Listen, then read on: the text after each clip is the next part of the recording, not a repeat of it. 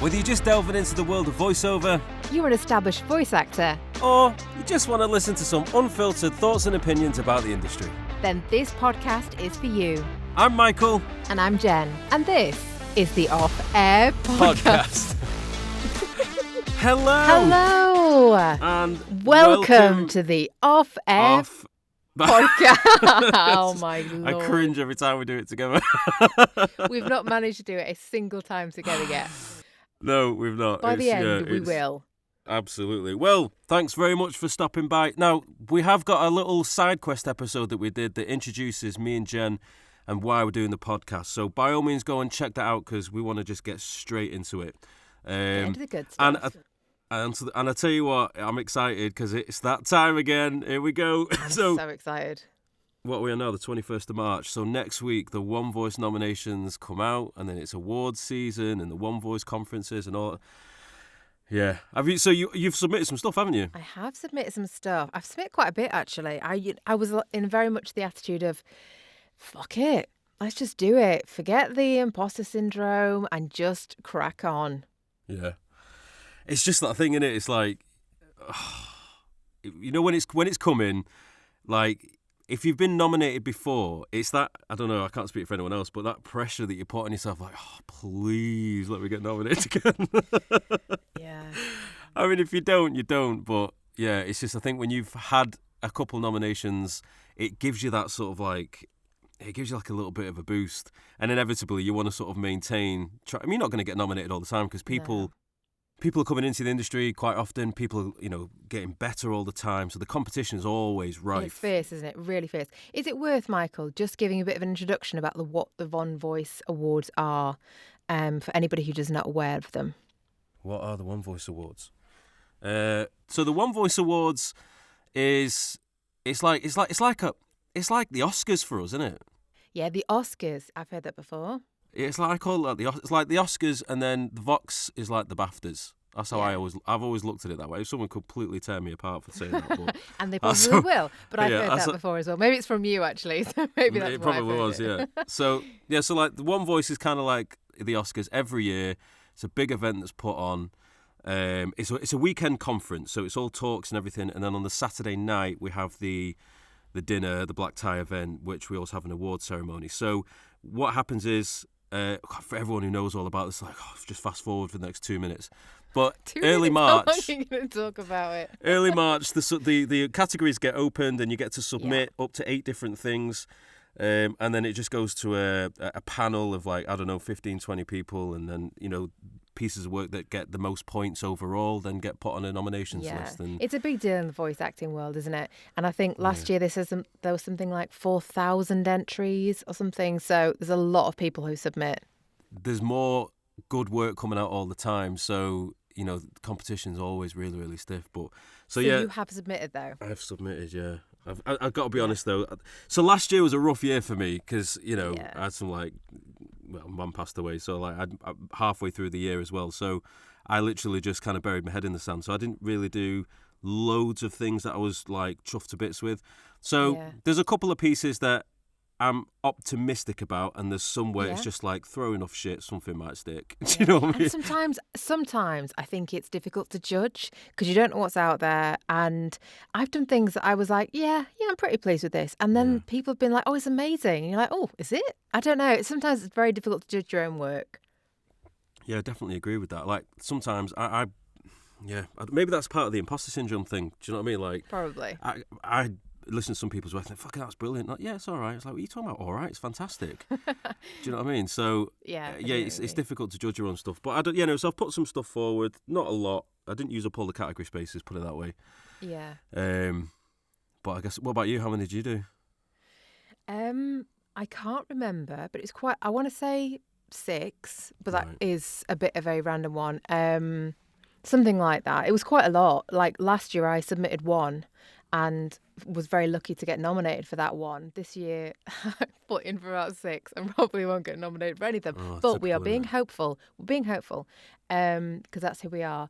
Yeah. But I was quite lucky to do like a range of genres last year, so it did put me in a good position to be able to enter a number of different categories. Yeah, I was a bit so like last year I think I did. I got, was it voiceover of the year, and then it was best promo and best commercial. I think it was. Yeah, best promo, best commercial. And to be fair, those pieces of work I was actually quite pleased with. I didn't know if they get nominated.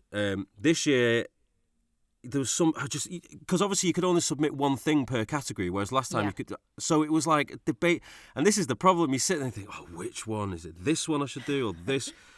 So in the end, I was like, you know what, just send it. Just pick one and send it. Do you ask other VOs? I mean, I know the answer to this one, but do you ask other VOs for their opinion? Do you think it's worthwhile doing that?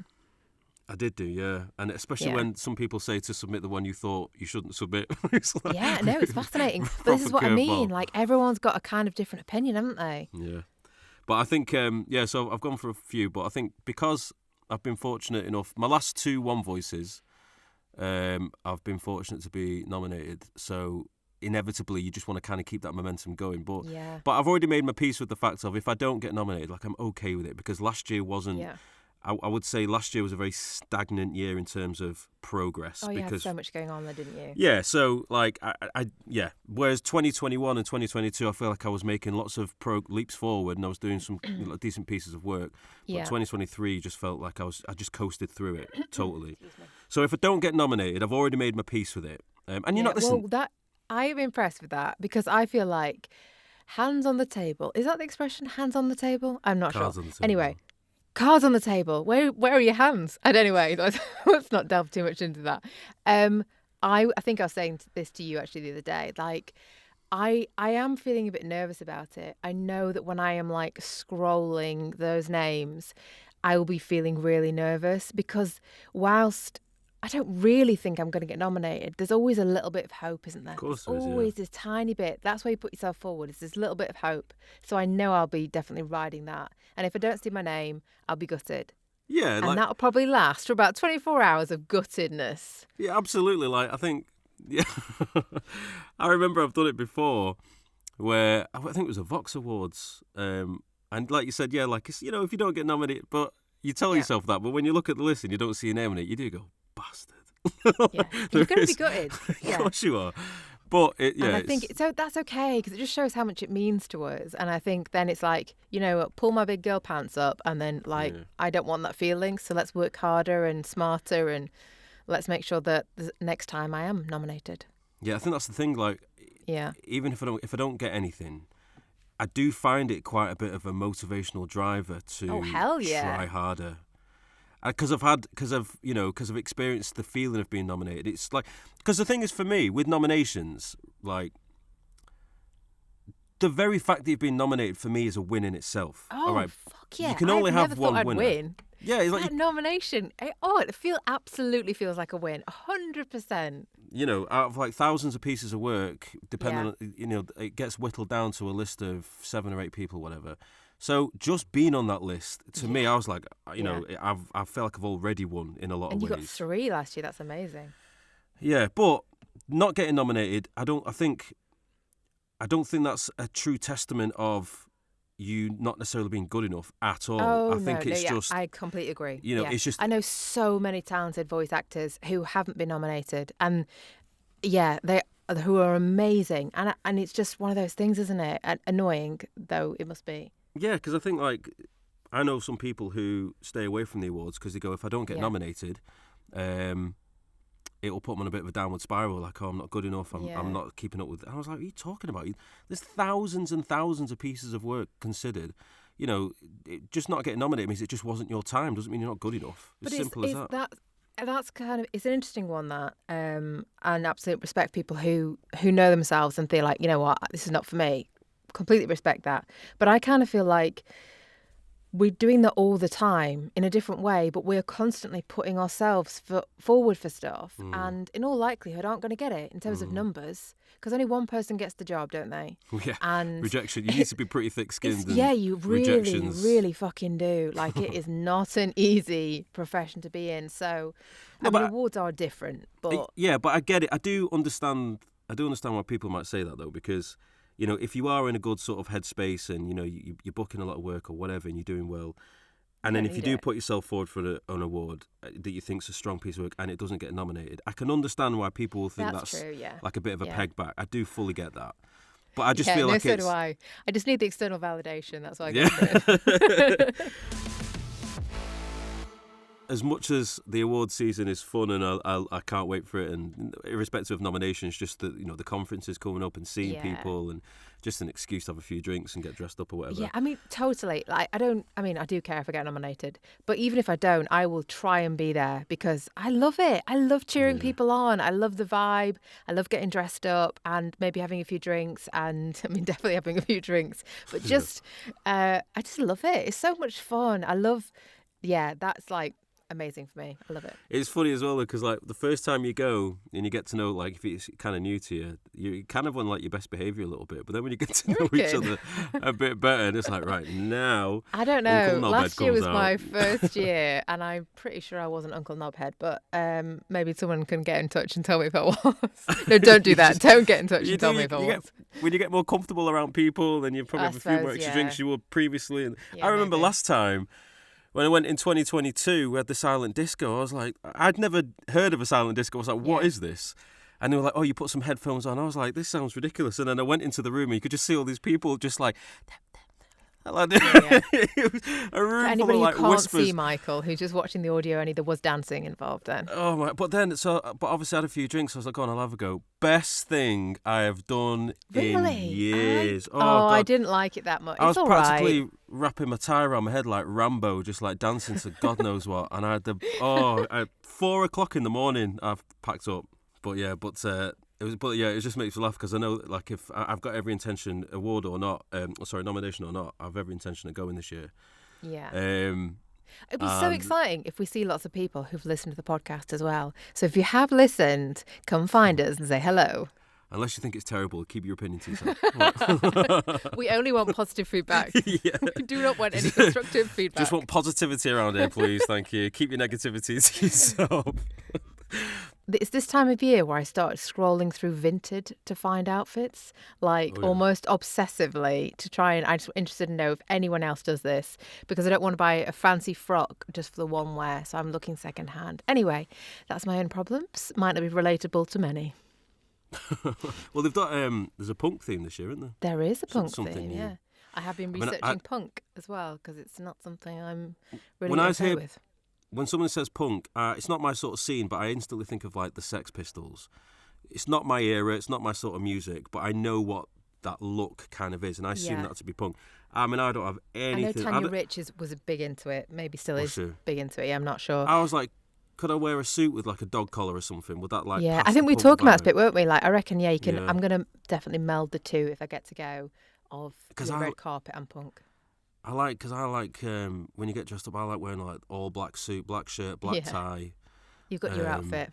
Yeah, I like wearing it. It's like I never ever wear anything like that. So when I get the chance to, I like to kind of get dressed up. Oh hell yeah! We'll see. Let's say you get nominated and you actually win. Have you got a little speech planned or anything? I've not. No. Have you? Well.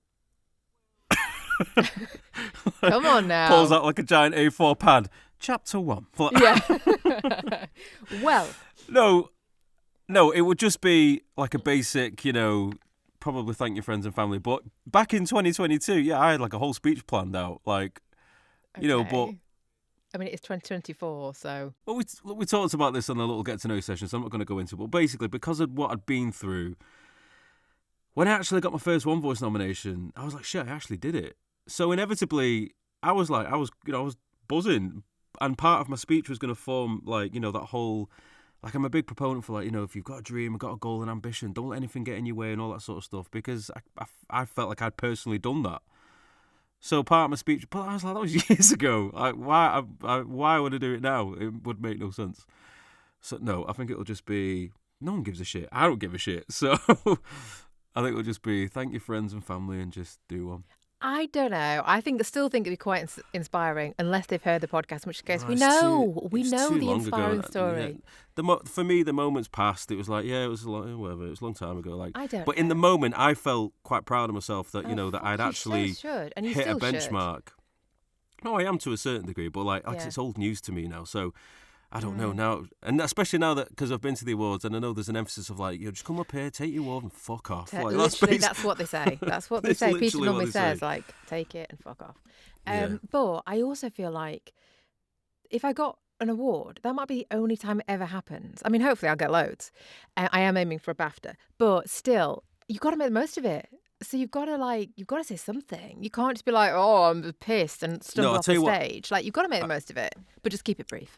I'll tell you what I probably will say. One thing, because I think this is a very relative thing. Sorry. Are you going to thank me? Is it going to be like, and I'd like to thank my co-host? Plug the pod. No, I think I was actually just going to throw a lot of light on the VO community. I was just like, listen, when I was first starting out, there was a lot of faces in here who don't know me personally, but me seeing your content, your stuff that you put out to help people, helped me tremendously. So it was just to give thanks for that. Yeah. It just as a community, it gives back a lot, doesn't it? So at Vox last year, there was an award speech bingo that was passed around, and we had to put like what people would say, like whether they thanked their mum or whether they thanked the VO community, and that was definitely one of them. And it's like, it's a fun drinking game. Not that we're condoning lots of But drinking, yeah, I don't know. It's very true though. I agree, even though it is a current theme. No, I'll probably say something along the lines of like family and friends or whatever, but yeah, on the whole, I think but ultimately, I think you just need to be mindful that nobody gives a shit. So they just want your. Yeah, no one gives a shit, but also they make just most want of it. your little category to be over, so it gets to theirs quicker. So you know what I mean? It's like. Yeah, that's true. Yeah. Yeah, just be. But if you don't win though, this is what I was saying before. Like, I think also not winning equally, like there's no. I've never felt bitterness, and because I've obviously not won before, but I've never felt bitterness about losing out, and especially as well, not being funny, but when you see some of the nominations, and if you're in a category and you see some of the names, you think, oh, well, that's my chances over. Like, you Stefan Konikar. I've been grouped with him a few times. Like, I don't stand a chance. But how cool is it that your name is alongside his? Like, I bloody love Stefan, and that is pretty cool. Yeah, like Jack Hoddy as well. Jack Hoddy's like, he's Mr. Awards. He wins absolutely everything. Oh yeah, I remember. The first time that I was at awards with you, and you were like, "Yeah, that's Jack. He wins everything." Yeah, but deservedly so. Do you know what I mean? And again, he's really good, and he still wants to win, and I respect that. Yeah, well, I think that's what it comes back to. Like, I think you got to look at the positives. Like, if you're lucky enough to be nominated, it's the fact of shit. Especially when you admire the people you're nominated with, and you think, "Fucking, I've done something that's up there with them." It's a win in itself. How cool is that? Oh God, I don't even care. Like, if I can get a nomination, then I've already won. I really feel like that. But we both know a couple of voice actors who we love, some male voice actors who have received a lot of nominations and now yet to receive a win. Yeah. I mean, come on, Chris Tester, prime example. Anthony House, he's sort of House, and I always forget. But Anthony, those two though, but they're both so fucking good. They're so good. They're brilliant. Yeah, but and it's just a matter of time, isn't it? I mean, it'll bring the house down though if either of them wins. I can't wait for the satirical social media around it as well. I look forward to that actually every year. I feel like that adds something to the I think excitement. Either of them winning will be a celebration in itself. Yeah. I feel like they need to buy shots all around or something. I remember when I went to my first Vox. I don't know who she was, but there was some woman that finally won, and I remember she got on stage saying, "I've been nominated 13 times," and I was like, it was Julianne Dean, I think. I don't know, I wouldn't have a clue. I think I was there with you, and it was for an animation. I think she's been doing it for like 25 years or something, and she's phenomenal. Yeah. And I think it was. I'll be amazed actually if I've got that right, because my memory's shocking, but I feel like it was. I can't remember what she looked like, never mind her name. She's done well there. So, but I remember getting on stage. What can I say? But I remember getting on stage and been nominated 13 times. I was like, flipping out, take some doing that. You've got to be good to get nominated that many times. But Chris Tester and Anthony, I'm sure there's, if somebody else listens to this and you've had loads more. They're the two. I don't know Chris, but I've spoken to Anthony quite a few times. I've got a lot of time for the fellow. I like him a lot. Both are amazing people. But yeah, their time has to come soon. Like, I feel like getting a petition going. But I think maybe because, sorry. No, go on. No, I was going to say, because I've not had many nominations because I've just started entering, that for me it's still the novelty. But I do wonder, like, if you do get to the point where you're getting like 15, that you think, you know what, this is enough now. Come on. Yeah. Give me the win. But do you ever think, like, obviously the judging process is all anonymous and stuff. Yeah. Inevitably, they must listen to, like, Anthony or Stefan and go, well, I know who that is. You know what I mean? Of course. And I'm not for a second suggesting there's any sort of like bias or preferential treatment. Yeah. But surely, I would imagine when they come across those voices who are synonymous with nominations, that I think their ears would automatically just gravitate. Voices, so you could just know, don't you, from hearing them enough. And I think, so if anybody doesn't know, all the voices are anonymous. So we have to be quite careful about not putting on names on anything because they do want to keep it anonymous. Sorry if you just said this. But yeah, as you say, they are going to recognise people's voices. You can't but. Yeah, you can't, but... I'll tell you what it's like, right? It's like if I watch a film with Leo DiCaprio, I automatically assume his performance is going to be superb because he's such a good actor. Yeah. And I wonder if they do the same sort of thing. Like, if they listen to something with Stefan, they think, it's Stefan. And I automatically think it's great because Stefan always does good work. It's almost like your ears create a bias as opposed to your... I can't think what your brain doing it. I wonder what I can't think what's that called. But maybe it's more pressure though, like for them. So it's like if it's not as good as usual, they're like, oh, Stefan's off his game. I mean, not that he ever would be, but I wonder whether that would happen as well. There is also the element of the imposter syndrome as well. Oh God, yeah. Do you know what I mean? So when it comes to like submitting stuff, I don't think it's good enough, or if you don't get nominated, or maybe it's, I'm not up to par with some other people. So many people won't enter because they don't think they're good enough, and that makes me feel really sad. Like I think I started this. It made me. I started this by saying like, "Fuck it, I'm going to do it," and like you have to get past the not feeling good enough because I think we all feel like that. Yeah. We and really you've got nothing to lose either. No, literally nothing, because it costs nothing, this one. It costs nothing. But I do understand why some people might protect their mental health with it and say, well, stay away, just be on the safe side. Yeah. But that is imposter syndrome kind of winning. Well, maybe, but I think some people it's not healthy for them. And I think if you can recognise that and then don't go for it. But I think it's slightly different if you want to do it, but you're just a bit scared, or you just don't think you're good enough, then I think, oh gosh, I mean, if we'd have released this earlier, I'd be saying to people, in fact, I did put a post actually on the podcast thing saying, what have you got to lose? Literally, what have you got to lose? And I just want people to believe in themselves. But also, I want to start singing now. But imposter syndrome also goes the other way, where you can actually maybe get nominated, or like you book a really amazing job and people go, really? Me? You want me? And it's like, yes, you're fucking good enough. Yeah. Like, you know what I mean? It's a weird phenomenon. I think that would be my speech if I want to be like, I'm sorry, really? Me? You're like looking around the room and be like, are you joking? You just wait, like, if your name gets called out and you just want to wait an extra 5 seconds for someone to go, oh shit, sorry, no, I didn't. I meant, wrong one. But it never comes. Yeah, it's a weird phenomenon, but I think it's something we all sort of go through at certain. Yes. I mean, I speak to like other VOs, stuff like, have like a bit of a circle with, and it's one of the things that comes up the most. And these are multi-award-winning voiceovers. They are fantastic, and it's like we're all just human. We all just go through those emotions. Yeah.